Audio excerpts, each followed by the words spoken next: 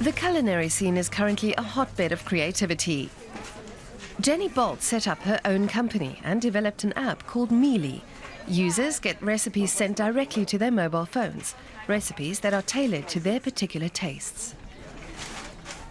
But getting a startup off the ground wasn't that easy at first.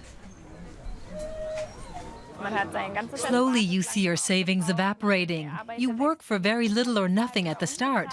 Of course you hope that it will pay off in the long run.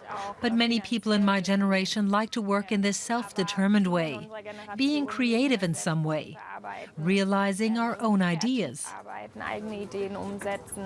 Having my own startup is empowering because if I were a part of a larger corporation, I would be limited to some extent by what they already have in place. And with the way our world is evolving and changing, you can quickly adapt and use all of the technology and resources in a much more effective way as the founder of your own startup. And how you do this is... Shannon Dolan comes from the US. She also has a startup in Berlin.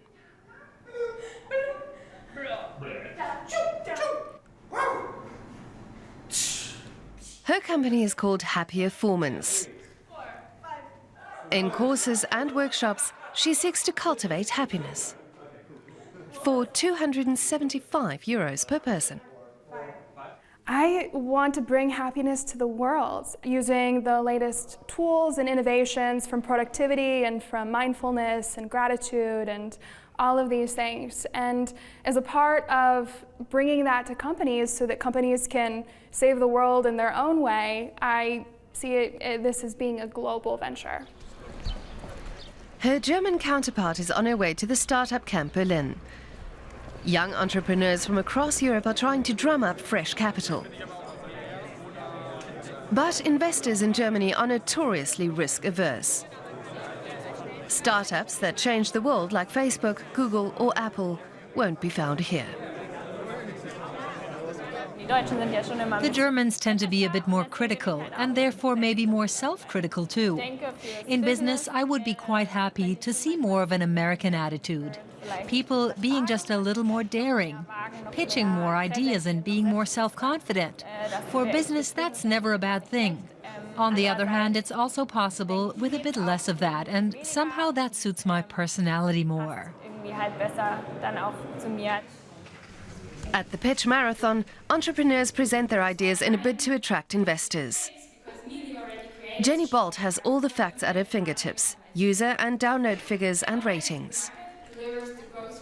And her company has the added advantage of already making money. That's because users buy the ingredients directly through the app.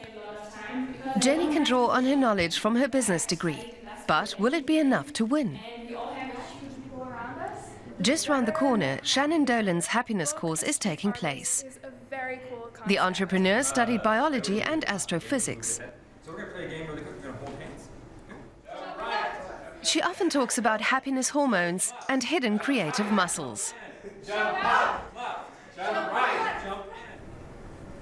After the course, everyone gets a diary where they are meant to record their happiness feelings. Happier Performance is just a few weeks old. Up to now, funding has been supplied by her parents and friends. Shannon Dolan has no time for doubts or fears. Experience happiness on a weekly basis. Failure doesn't exist in my vocabulary. Failure is simply a stepping stone and an indication to try again. And you have to try many different experiments. And the experiments that are successful is how you move forward. Generally in our society, many people regard failure as something very negative. I think in the US that things are considerably more advanced in that respect. And of course it would be great if things here could go in the same direction. More people would give it a go if they had a good idea. And that would be a good thing. At the startup camp, the first winners of the Pitch Marathon are being announced.